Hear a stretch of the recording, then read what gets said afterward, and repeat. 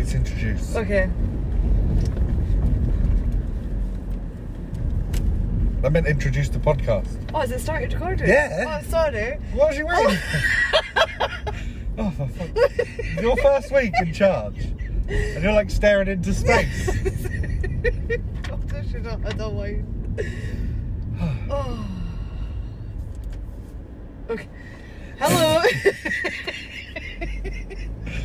What is this woman waiting for? Oh, I was waiting for you to be driving again. I was waiting for her to go.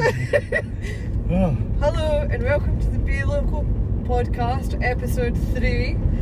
This week we're on our way to pick up our special guest and see where the day takes us. Oh, we were on the way to pick up our special guest. I'm in the wrong lane. Did you get annoyed that you seen a car there? Yeah. First. Oh no, I'm going to have to do a U-turn. I'll have to go into Duff House Woods and then we'll go and pick him up. This has been a terrible start. Oh God, let's go. Right, how's your week been? It's been really good. It's actually been really good. It's nice and sunny. I'm back after a week's holidays, back to work, and I really miss my work. I can't tell whether that laugh was from the previous bit. I genuinely missed it. About 4 days and I was like, oh, Sean's like, you want to go back to work? I was like, a bit. Can I turn in here? Yeah. How's your week been? Yeah, it's been alright. Yeah, can't complain. The weather's nice. It's just keeping the kids occupied. Yep. Keeping the kids occupied in this in the holidays. Yeah. It's a When there's no nightmare. school to tire them out. Aye, well that's it. We've got them signed up to like High Five Club down at the Oh, cool. Princess Royal. Yeah. We've got them signed up to the free stuff that they're doing at the swimming lessons, like swimming okay. pool. We've got them signed up to the sports stuff, like they're doing judo and that. Are they? Aye, up at the sports hall. Oh. Brody comes back, he's 12, the oldest one there. Obviously, there must have been a lot of younger kids. He's like, oh yeah, I've got to throw people about. I'm like, oh, so you want to go again? We thought he wouldn't want to go again because of him being the oldest there and not having his mates with him. He didn't care, he just like wrestling the little kids. I'm like, You're in charge, the biggest one there. That's oh, quite good. Aye. We've just been, Harry's been out playing on his bike and out with his friends, and now that we're actually back from our holidays and stuff, we've got the garden all done, so it's nice to sit in. Aye. We've just had our garden done. I seen your post, the novel you wrote to go with it. I've got him coming to look at a job for me tonight. He's a nice lad, he's a nice bloke, and he worked so hard. Yeah. And it's just little things like the fact he was scraping the lock block in between like cement drying. Yeah. Because he didn't want nothing to do. He didn't want to be standing around doing nothing. He worked really hard, but you know. Yeah, it's nice to see somebody who's like a grafter instead of just walking about. Or kind of like when you walk past certain groups of people that work for certain areas, and there's like one of them in the digger and 5 of them watching. Yes. You're like, oh, you ain't paid for that, are you? Yeah, well sometimes you have that situation where you don't know what the quote is actually for. Like you get a quote and you're like, what am I actually paying for? Because I need you to do X. Yeah. And it's seeming to cost 4 times more than I ever imagined it would do. Yeah. Whereas he worked so much and I thought, am I even paying, are you even working for money? Like, you might as well have just been working for free. Yeah. Because I felt like I was robbing him. Yeah. Genuinely did. So. Oh, look, this is lovely. I've not seen this. That's lovely. When did they get this deck in? I don't know. It's beautiful though. Where do we go? Can we get around the building? I don't know. Oh, what is it? I don't know. We'll park here. Yeah. We'll park here and we'll I'll go and what's the word? Reconvene. Resume. Resume. We'll yeah. resume. So, today we've came and picked you up. Would you like to introduce who you are and what you do? Yes, John Cox, a councillor for Banff and District, which covers Banff, obviously, Portsoy, White Hills, Aberharder, Cornhill, and right up to almost Turriff, the Forglin area. Oh, so a bit of an area to cover, eh? It's quite a good area. Well, it's a large area, but it's a great area. Yeah. Oh, it's, I like Fort Glen. That bit is really nice. Well, down the Devon Valley. Yeah. It's a fantastic place we've got. Never really had a chance to explore too much down there, but I think think I will after this. We should go a drive. We should go a drive. Yeah, just take all the back roads. I was up, it's actually just into Murrayshire, but up to a nice main castle or estate, which is just over the boundary. But you go up there and it's just absolutely fantastic. But the whole coastline, we've got everything here that we want to attract tourists. Yeah. Yeah, definitely. Yeah. So my job is, as a councillor, which I have been, it's hard to believe, it doesn't mean why I'm so great, but it's 30 years. Is it? I first stood as a district councillor. Now, a lot of people talk about the good old days, but they certainly were the good old days. You had two councils, you had the district council and regional council. So it was Grampian Region Council. So you had two sets of councillors, the district councillors who did all the work, and the regional councillors who took all the credit. And what got you into being a counsellor? I can recall the moment. It's one of these moments in time when I was driving along the new road and the phone rang. Now, back in those days, you weren't supposed to answer the phone, so I must have pulled in into the side, and I'm sure it was Douglas Miller, who was the then environmental health officer. Good, Douglas was a great guy, and he said, "Would you like to be a counsellor?" Now, without asking what it was, I just had this habit of saying, "Yes, I'll give it a try," whatever it was. So I said, "What do I do now?" He says, "We'll go up and see Brucey Mayer, who was a councillor at the time up in Turriff, and he'll get you signed up." So I'd been involved in politics in the fishing industry prior to the council. I used to represent the Scottish Seafood Processors Merchants Federation, and I represented about 500 companies throughout Scotland. So I'd spent a lot of time going down to London, and it was not long, I think Alex Salmond had just been elected our MP, and so often went down to see him and other people. But so those were the days, say 500 fish processors, and we're down to something like, what, 40, 50. That's quite a dramatic drop, isn't it? Yeah, it's you know, we've seen I would call it the total destruction of our fishing communities, both in the catching sector and the shore sector. Hard-working, proud industry. Yeah. The women, I used to employ about 150 women up in Bucky. Yeah. Just fantastic. You can think of those days, the hours that we used to put in. We're buying fish from all over Scotland, Ireland, and taking fish up from England as well to keep these women very busy, and they certainly were great days. But as we've seen over the years, the total destruction of our industry, and it's just politics. It's not. A lot of people argue about overfishing, but if you've got a management system that's political, it's bound to destroy it. Yeah, definitely. Yeah. So forgiving my ineducation on the situation, what's your main remit? Like, what is your main duties as a counsellor?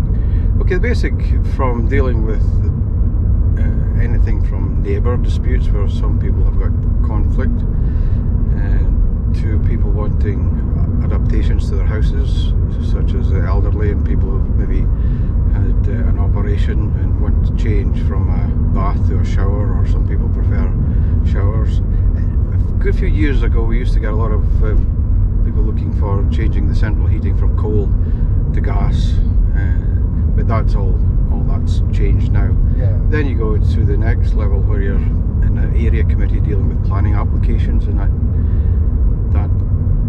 we went through a period with all the wind turbines. It was quite controversial.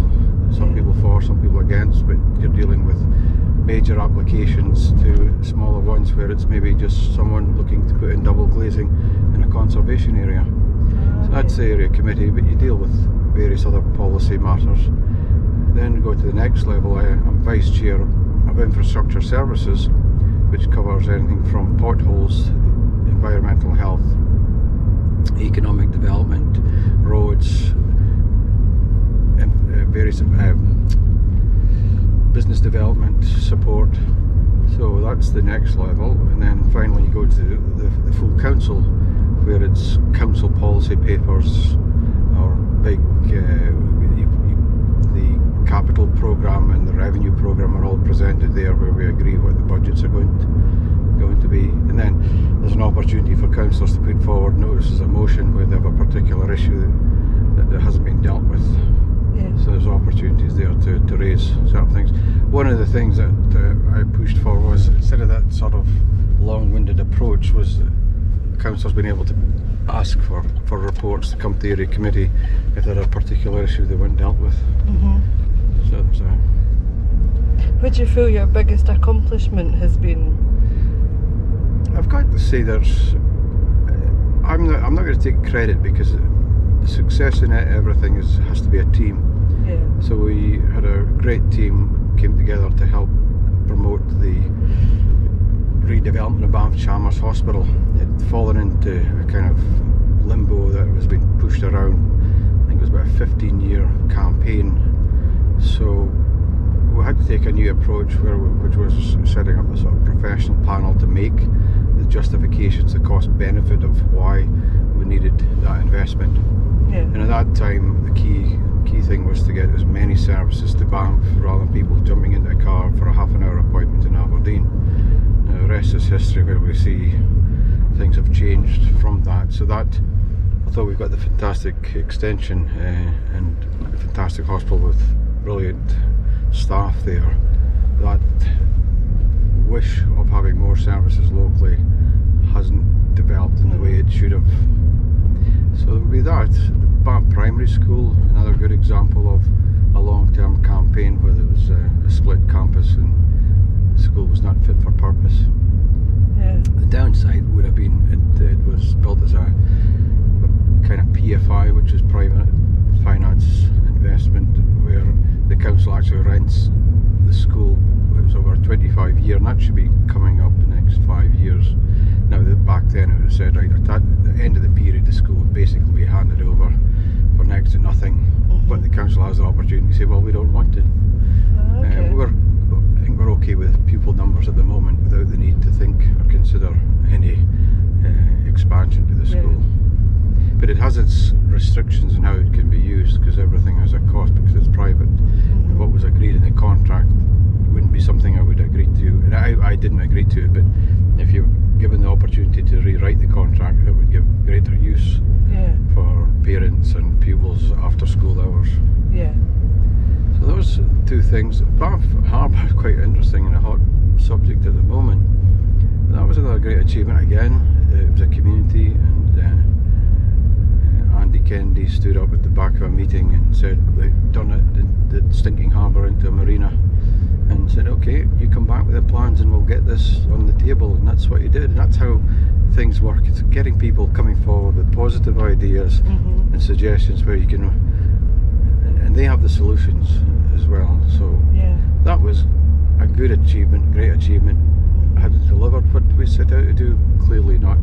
And it's obviously very disappointing looking at it today, where piers collapsed, one pier collapsed, the second pier on the verge of total collapse, and that was after it was repaired, I think about 10 years ago. Yeah. So I'm not quite sure what the outcome is in the discussions between the contractor and the council, but hopefully they'll be back on site fairly soon, because it can't be left like that. There's boats stuck in the harbour. Well, they're stuck in the harbour, and they were given promises, and they accepted they would lose the use of our boat for a few months, but hopefully this can be resolved amicably. Yeah, definitely. Have you had much involvement with any of the goings on about what's happening with Talair? I've been very supportive of Tarlair. It's not my patch, so the way it works in politics, there's councillors represent Macduff and I, obviously, or the troop ward they call it. But we work together, but it's not my role to drive that forward. It's up to the local councillors, but anything that comes forward to support. The Friends of Tarlair are doing a great job, but you feel for them sometimes where they're doing something to the place and then it's vandalised. I just don't understand why people want to do that. They're going to destroy it, So that's heartbreaking for them, but I mean, it's a great asset, but we've got to live in the real world. That what is it? It's a fantastic open air space. There's a great opportunity for events. But it won't be the swimming pool and the swimming competitions. That's just not going to happen. But it still has so much to offer. Yeah. And without wanting you to place a bias on it, is there a favourite part of your area have you got a favourite location? In what context? Like if you had a off day and you were going to visit maybe, or you were just like it. You've got a soft spot for a certain area. Feels like a nice place to go and sit for a while, you know, like Duff House or Turlair or anywhere like that. Well, he's not going to tell us in case we go find him one day. No, there's not. It's just so fantastic. When we were in the lockdown, I certainly had more time to do some walking, and to be able to walk down to the beach and walk across the White Hills, round the harbour there, and come back to head up to Portsoy, Sandown. Not so much Sandown, you couldn't get near a place for visitors. I'm trying to head towards Portsoy now, but I'm terrible with directions. Yeah, I'm assuming okay. I'm going roughly the right way. No, you're fine. So, that's lovely. Aberhurd are such a strong community spirit there. Yeah. They just want to do everything. The men's shed group, they've won awards. They're all unique, but yet they've all got a similar character because they're all Banffshire towns and villages, and everybody knows everybody sort of thing, but they have their own unique strengths. I was put into Aberdeen to fix it was a fish processing factory the family had, so I was put in there because there were some issues. Now, back in those days, I was only 18 or 19. Now, the oil industry had started, but the fishing industry was still big. There was a lot of boats landing in there, and it was quite rough, very rough, but hard working. Hard working. I mean, when I say rough, it wasn't okay. The gun. What's that saying again? It wasn't gunfights or the ice cream wars and stuff. It was rough, but I would say the roughest the fish buyers were and fish merchants, the better I got on with them. Now I don't know why. They would look after me, and I was a 17, 18-year-old guy, and 300 or 400 fish buyers in there, and you go in there and I'm told to buy as much fish as I possibly could, and some of these guys would come up and make sure I was looked after. I was certainly taken advantage of, and I'm not going to name names, but the people you think were proper gentlemen were not proper gentlemen. But that was a very quick growing up experience working in that environment, which was, as I say, it was fairly notorious, but fantastic people, great characters, buyers, processors, the people who worked in the fish factories, great experience.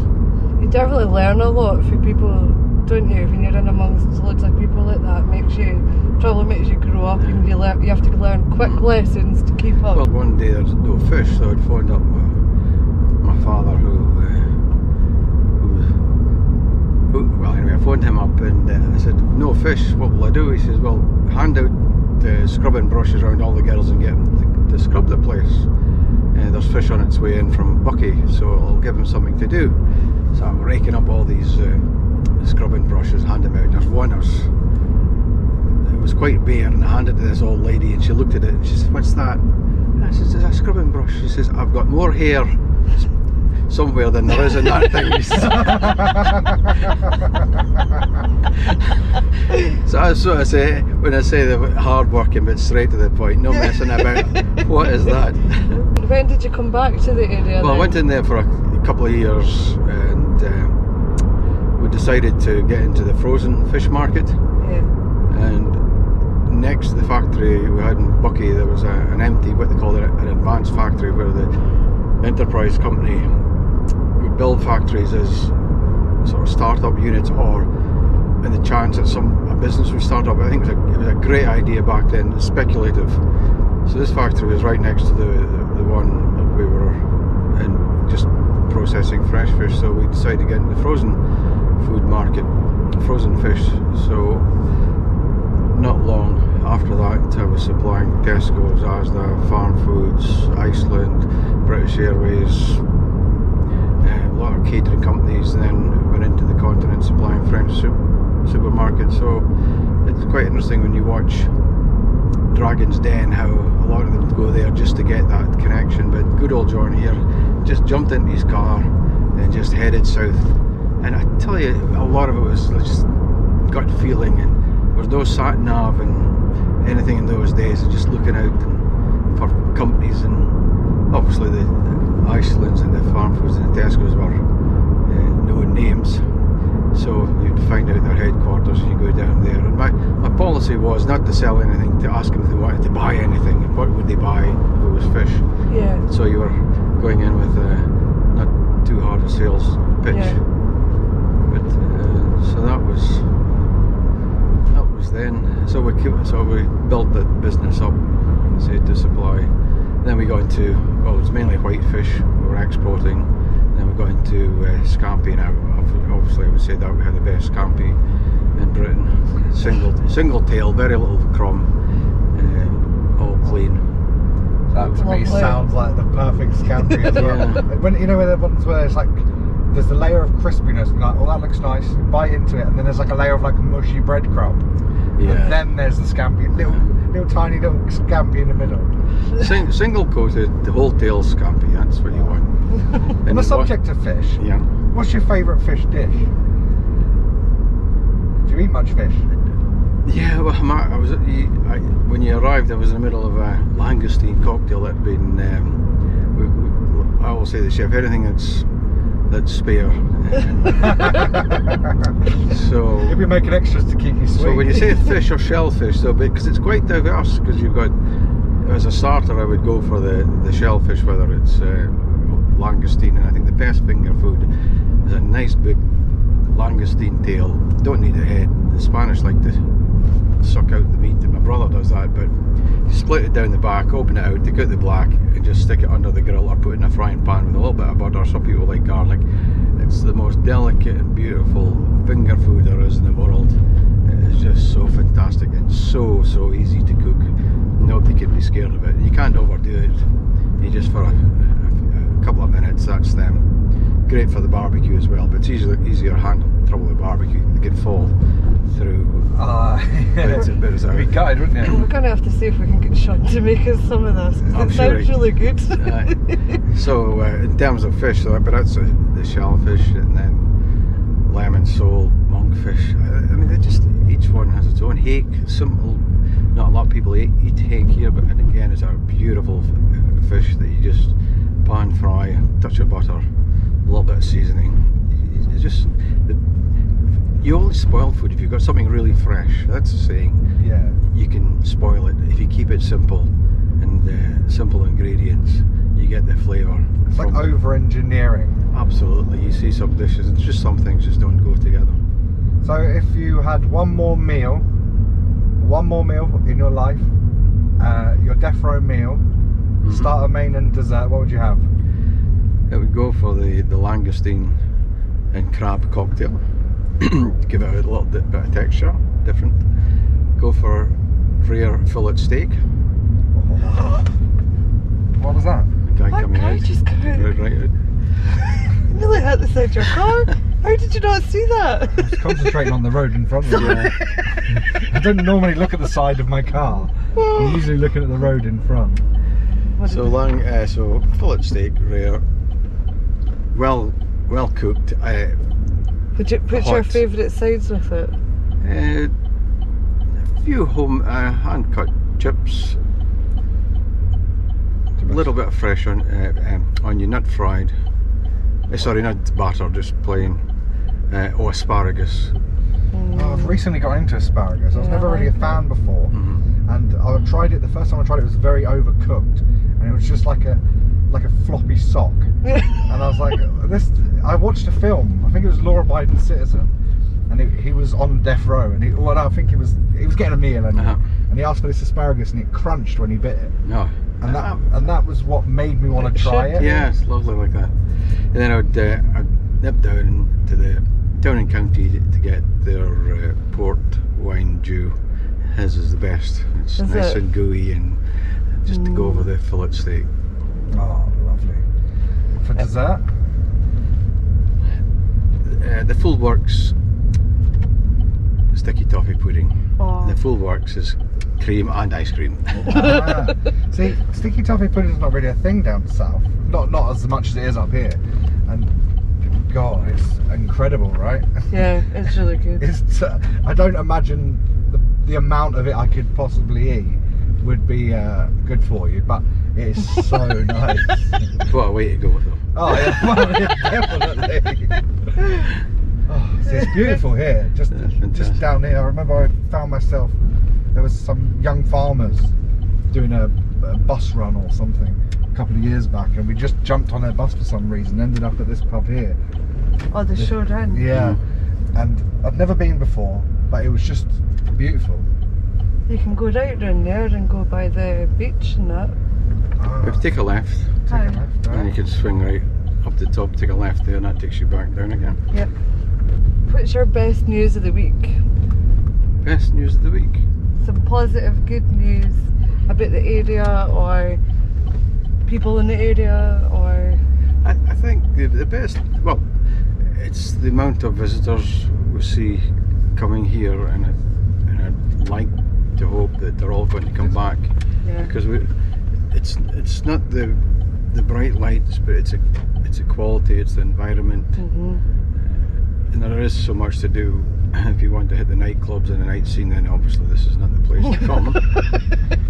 But let's get up early in the morning and do lots of things rather than sleep all day and then go out at night. It's getting busier. I feel this year's a lot busier with tourists than it was. There's no question about it. Yeah, so that's the positive. The feedback, certainly from people coming into the Fife Lodge Hotel. Yeah, I see you're involved in the Fife Lodge. I love the place. So what's happened there? What way am I going? Go this way. So what's happening there? It's been recently taken over, I believe. Yeah, I've been involved in hospitality for quite a long time. Quite a diverse career, as you can make out, from fish processing, fishing industry, which I'm still indirectly involved. I chair a committee, but got involved in the licensing trade, and the family took over Champers in Aberdeen. Now that probably means nothing to a lot of people, but back in those days, Champers was in Aberdeenshire. Well, it still is in Aberdeenshire. It was Old Mill Inn out at Mary Cooter, and because it was in Aberdeenshire, or it wouldn't have been Aberdeenshire, it would have been Kincardine Council. It was a 2 o'clock licence, whereas everything in Aberdeen was closed at 11. So far back. So at 11, set the precedent. So everybody came out in buses. Now, back in those days was when Aberdeen won the European Cup. So it was the place, and it was very busy. But you had all the celebrities. I remember my sister. She was on the door, and she turned away and sleep. He was the famous dancer, kind of ballet dancer. Again, older people. Yeah. Because he had on trainers. He'd come from the theatre. Can you imagine? You just don't do that. But my biggest, not mistake, but boob, was I had a chance to book Madonna, and I chose Hazeldean instead. They weren't Madonna. She was on. Well, when they start off, they're doing all the pubs or the low level stuff until they get the hits. So that was. I chose Hazeldean. Oh no! You never really know who's going to become something. Yeah. You know? Yeah, that's it. I mean, Hazeldean will have become something in her own right, but just not Madonna. Well, well, Madonna with various albums and tracks and different character. I mean, Hazeldean was good. It did attract a different audience than I expected. I went there at the weekends. I would be in the fish factory, going up the west coast, buying fish in the west coast, coming home, and then heading in there, sweeping the leaves away from the front door, changing the light bulbs. On Saturday night I would do the light show, and then that was sold. But my first pub was the Plough Inn, in Macduff, and when I sold it at that time, the doors were closed at 8 o'clock. You couldn't get in the place. I had to employ more and more doormen, not because of any trouble, it's because anything that would open, people would come in. It was fantastic. Queues right down to Andy Tang's Fridays, Saturdays and Sundays. Macduff was the place. Every pub was busy. I've got photographs of the number of people who used to pack in there. It was incredible. But Macduff was the greatest place. People from Buckeye, Keith, Huntly, Turriff, all around about would come down to Macduff at the weekends. What sort of year are we talking? We're talking 90s, when Oasis first came out. When did they first come out? Like 94 or 93, I'd imagine. And there was quite a few pubs in Macduff, was there? Well, I had the plough, and I bought the Macduff Arms, and it was a good pair because because everybody came to Macduff, they couldn't get into the plough, so they would go down the road, and then you had a good circuit. Yeah. So you had the plough, the Highland Haven, and Macduff Arms. So the whole shore was busy. Yeah.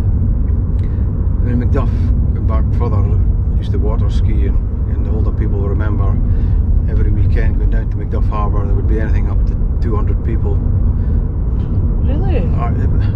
Things have changed quite a lot. It's very different. Do you think the smoking ban had a massive impact up here? Because see, where I'm from, there's so many bars and so many people, students, that even when the smoking ban come in, they'd still pack the place out because they just didn't care. No, Students don't care, but in a small town, did it really have an impact up here? No, what's changed, the dynamics have completely changed.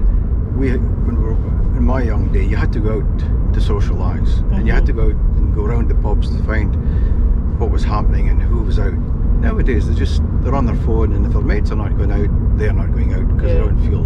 Now, the phone has been the curse of that, and I would advocate late hours drinking. I just don't see the purpose of that at all, and I'll probably be slated by a lot of places. But get people out early, get them home. That's always been my policy. Get the doors. If you're not full by 8 o'clock, wait until 10, 11 o'clock at night for people to come in when they're drinking at home. I suppose that's the other thing that's happened, is this people having, certainly the young ones, having a good drink. Yeah. We didn't do that because we had to be out early, so you didn't have that 2 or 3 hours to get tanked up. Yeah. If you weren't out and into the pubs by 7, 8 o'clock, you didn't get in. And then that's probably going to change again because of lockdown. People are building bars in their gardens and Huge summer houses, and I think everyone wants to be together. And if you call up a bar and they've got one table available and you can only sit 6 people, but you're allowed 20 people in your garden. yeah. I think that's sort of counterproductive, and I think people really understand what it means to be close to the people you care about after such trying times. Yeah. The industry, it has, but people are still going out, and there was a huge backlog of weddings, even though some people got married, but they still wouldn't have that celebration, retirement parties, anniversaries. There's still that to happen. People will have changed their habits, without a doubt. Your general pub, I would say, I would feel for just the general pub, if that's all they're offering, because as you say, the change has been, well, why spend a lot of money in a pub when you can get a car out for a lot less, and you're with your friends at your house. Because a lot of people do that. They stick to the little wee group in the pub. So, well, here's a little wee group in their back garden.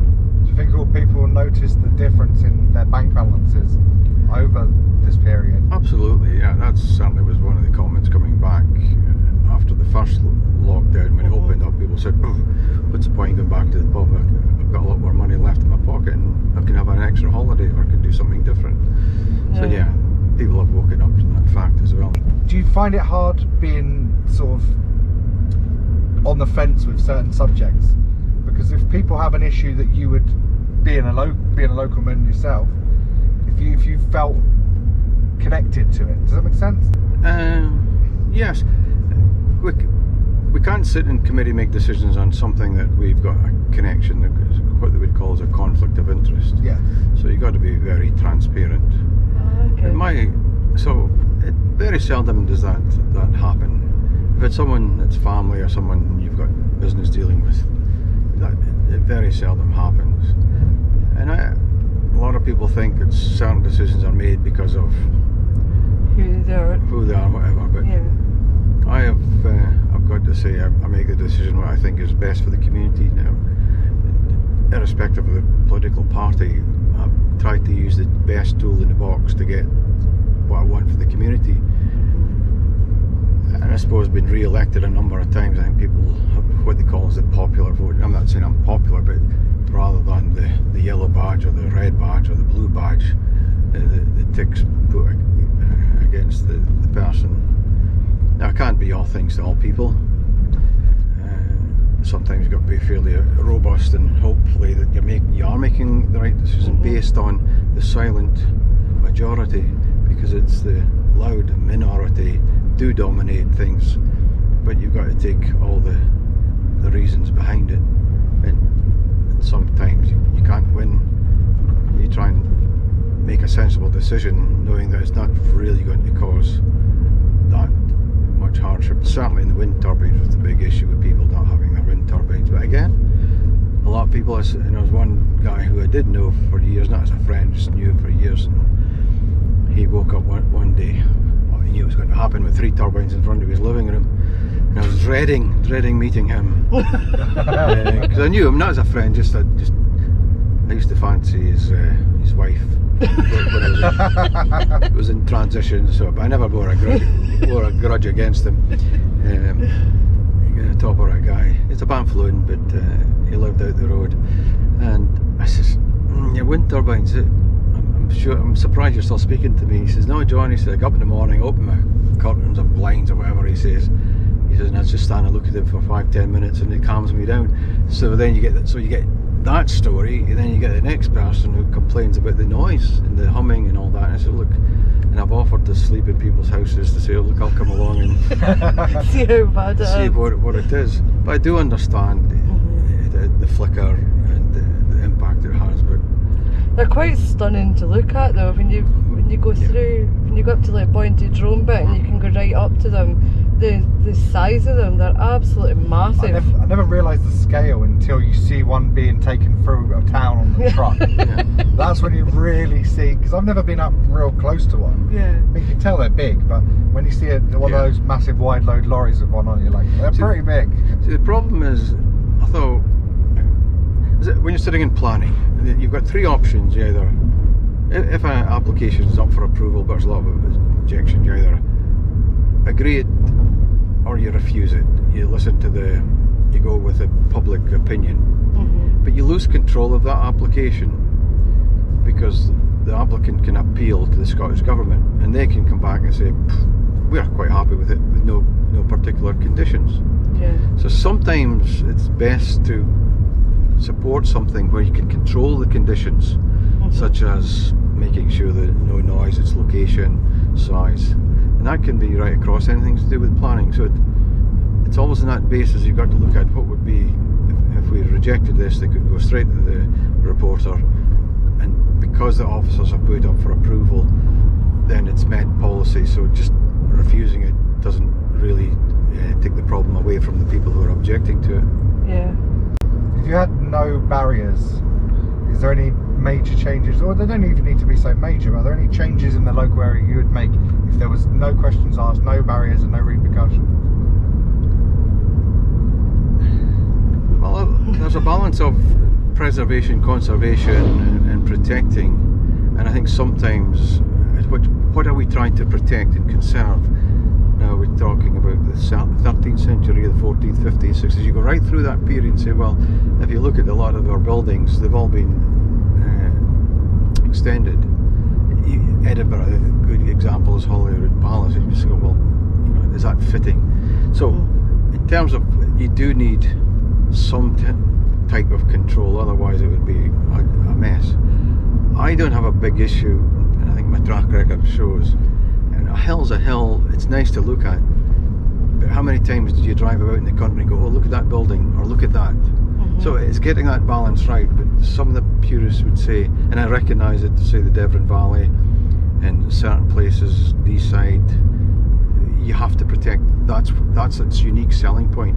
But Banffshire is depopulated, there was hundreds of people lived in the rural area and the farming, so there's been massive depopulation compared with Deeside, so one policy doesn't fit all. So I kind of feel that is a holding back economic regeneration in this area, where you can't build houses, but yet there's hundreds of derelict buildings kicking around, which Unused. wouldn't be the right place. It's things like if somebody wants to build a house on a farm. Farms are industrial units. They're not where you had the cows and the sheep and the muck in the middle of the courtyard. Guys are working on their own huge plant and equipment, and to bring up young kids so close to that's one thing where I would say, common sense now needs to prevail. Where if you're replacing a house, it shouldn't be bang right next to an industrial unit, and that's what they are. Whether it's a grain stores or fruit and veg or a lot of vehicles, big vehicles. So that's something I think we need to be a bit, certainly in this area here where we're trying to encourage the youth to stay, we're trying to encourage population growth, because we can have gold-plated pavements, but if there's nobody working and living here, that's what sustains a community, not a short tourism season. What would you say is that puts people off staying here? Well, it's as much putting off. It's if you get a professional husband or professional wife or professional partner, they tend to have professional. So you could have a doctor whose partner is maybe a doctor as well, or involved in healthcare. It's probably where they met. Or you could have a solicitor, similar to that. So certainly over the years, where people have come to work here, I've found that when the partner comes up and says, well, we don't have the big supermarkets, we don't have the social aspects, and there was a good period where Banff Academy didn't have the great reputation. Now it's simple things like, so you want to bring up young kids, you want to work here, a lot of people look at the school, and I think Alan Harbury and his team have done a brilliant job. The kids themselves, you've got to give credit to the kids, they hold their heads up high now, whereas before it's a far cry from what it was when I went there. So there's all these aspects, but jobs, I see. We're seeing places close down, and one thing we can't stop is the internet. And so the thought of trying to bring back retail, we have to think about what is a town centre now, and it's a place to live, it is a place to play and work. Now it might not be a shop, it may be something else. And with I spoke to a guy who was in the other night, and he says, oh, what do you do? He was obviously not from this locality. He says I can live anywhere I want. He says, because everything I do is online.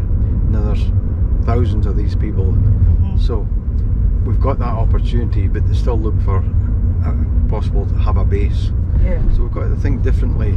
It isn't about opening up little wee shops, because they're not economical. And part of the problem is why have they closed down? Internet shopping, but succession, getting their family or people to carry that. It used to be generations in a shop, but now that's changed, where young people go, I really don't want to be doing that.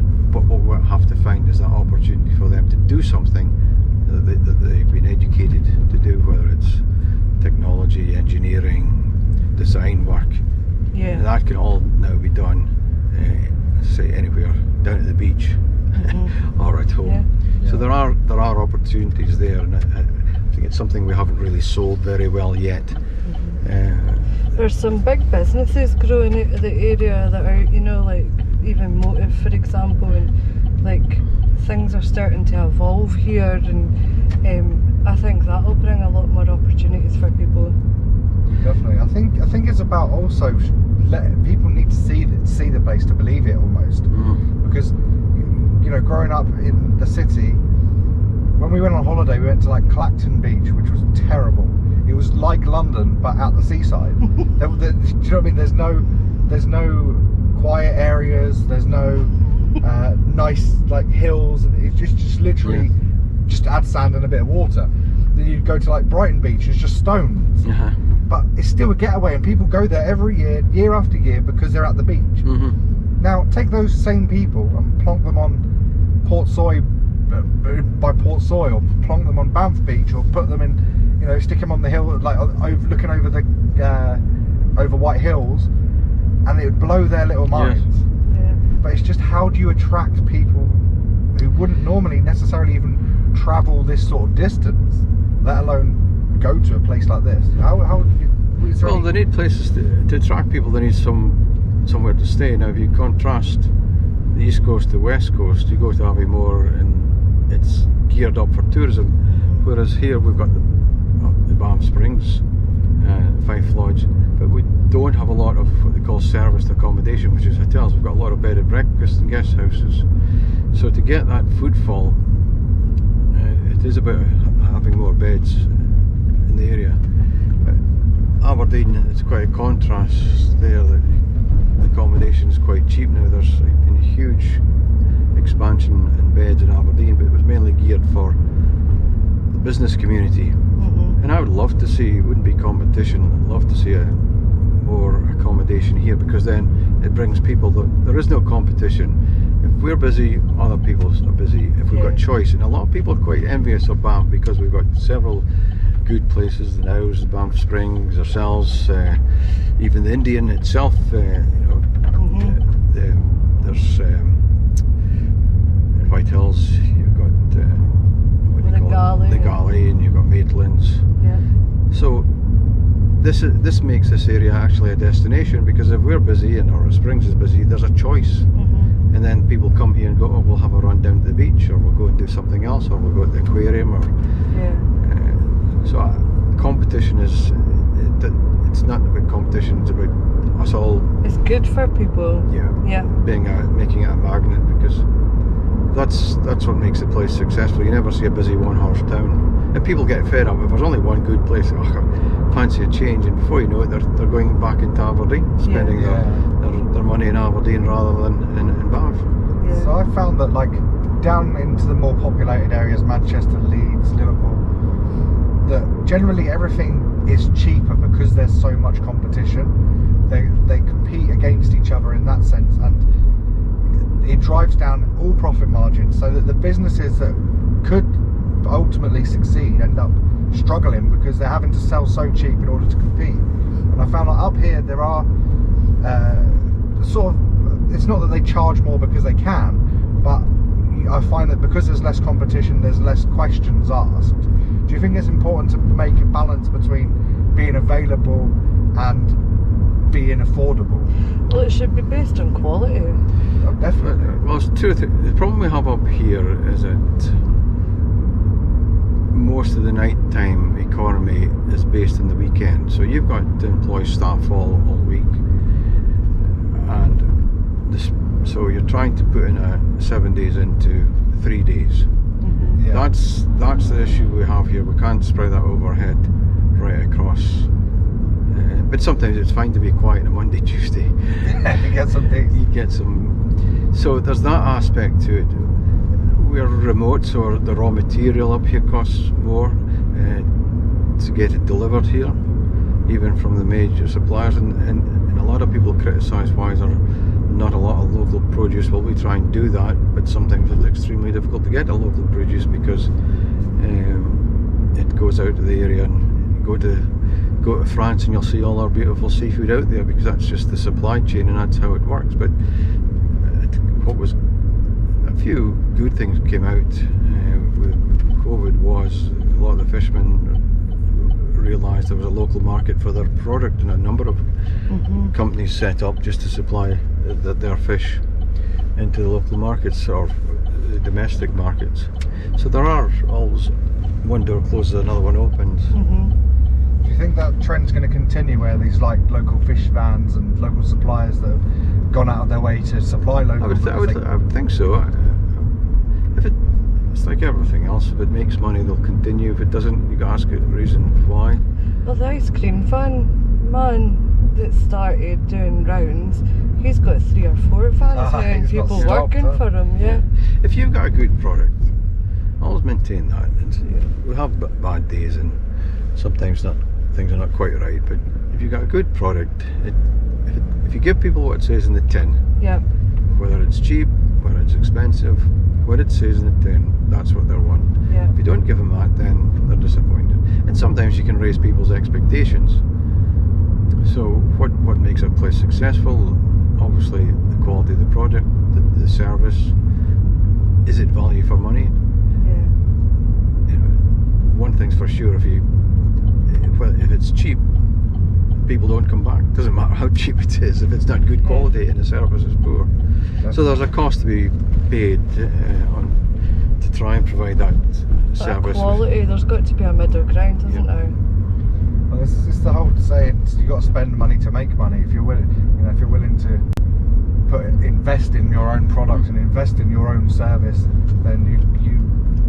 And as a customer, if you want a quality service or a quality product, you have got to accept that you're not get it for free. Oh, absolutely. Chris. Listen, I love a freebie. I love a good deal, but I can also recognise when something is worth paying for. Yeah.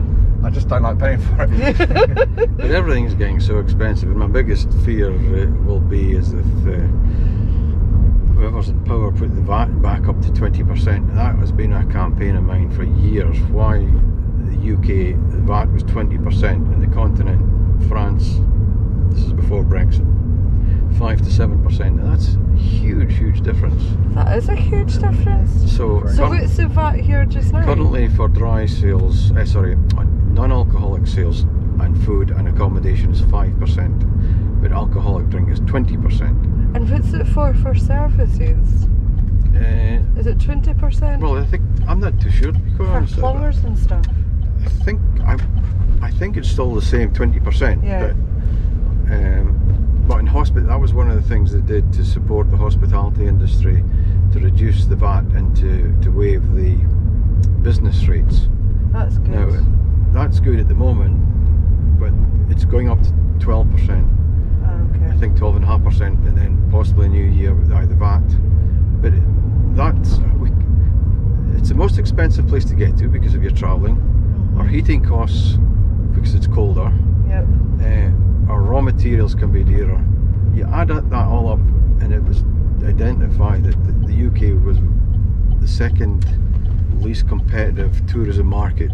So because you put in all the add-ons and the taxes and the VATs and all the stealth taxes that are built in, even down to landfill tax, everything that we do, insurance tax. Yeah.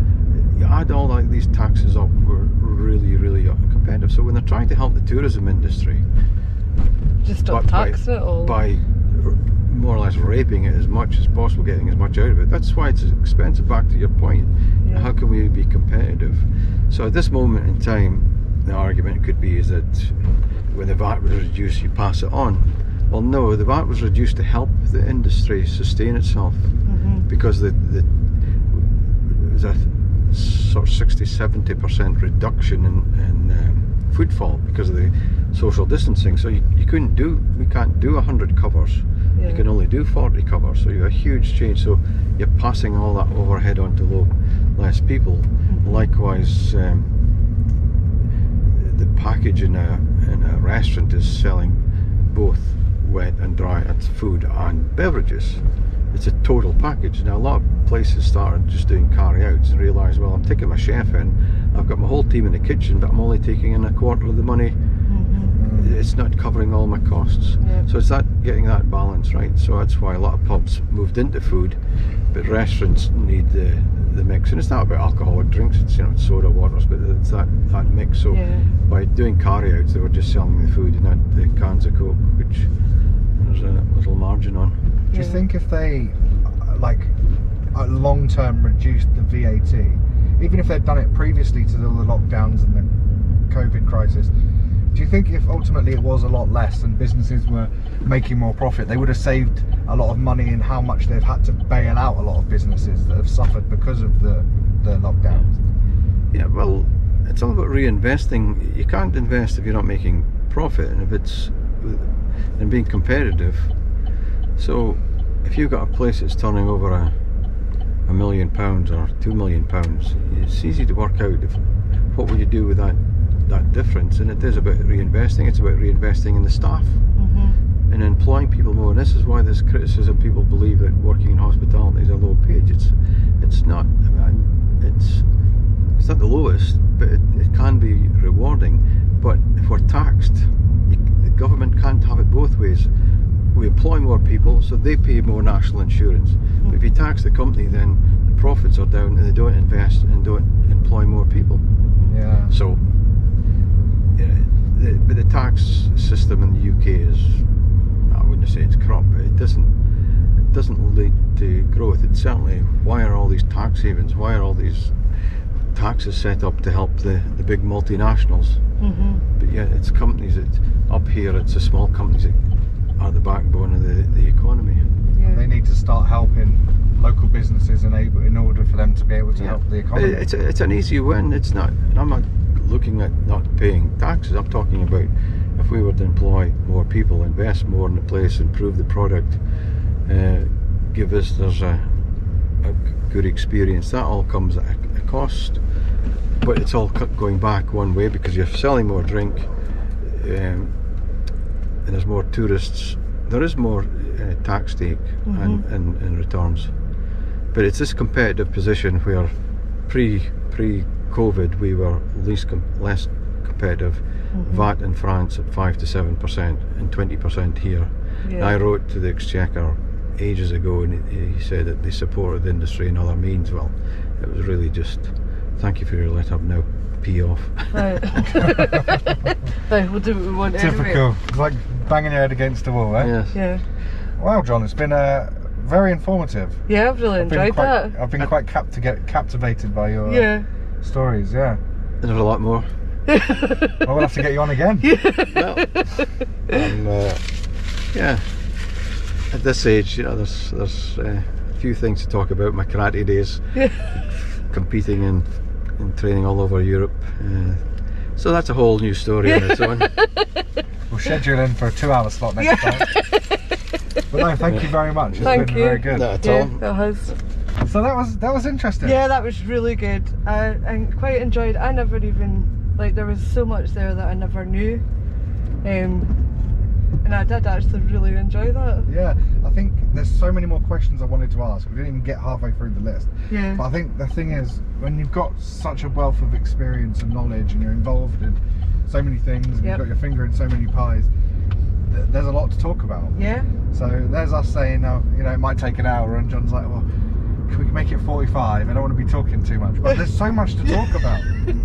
And when you get started as well, you just don't you can't stop because it triggers off other things, doesn't it? Yeah, like I had so many questions in my head that I wanted to ask, and halfway through going to ask them, I'd think I couldn't speak. I was like, I was a bit nervous. Yeah. I don't normally get nervous.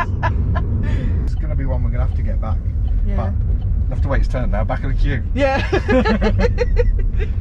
We'll have to get through everything else first. Yeah. No, it was really good. I think it's one of the more serious ones we'll end up having. Yeah. But I think that's what makes it so. That's what I'm really enjoying about it, is meeting people and listening to their thoughts and stuff. But it's in a nice way. It's not like everybody sat arguing over a table. Yeah. It's actually just nice to appreciate what somebody else is thinking. Yeah, definitely, and especially when there's going to be a lot of people that don't have the platform that John has to voice their opinion. Yeah. So I think it's going to be quite interesting over the following months or however long we end up doing this. And it'll be good to sort of get knowledge and experience from people that we might not necessarily ever get a chance to speak to otherwise. Yeah. It'd be nice to get an elderly member of the community that's been around for years, lived and locally. seen everything that's happened so far. I'd love that. Well, not everything, because nobody's going to be that old, but... Yeah. Well, I sat behind Jesus in year 3. My first job was waiting tables at the Last Supper. No, I don't think that's happened. But I think we need to. We need some suggestions. Anyone you want to get on? For me, my bucket list guy to get on here would be Elvis. Elvis. I want to meet Banff Elvis. I've never met him, but he seems like a legend. Yeah. So I think that's going to be on the list. Oh, see you Great next week. stuff.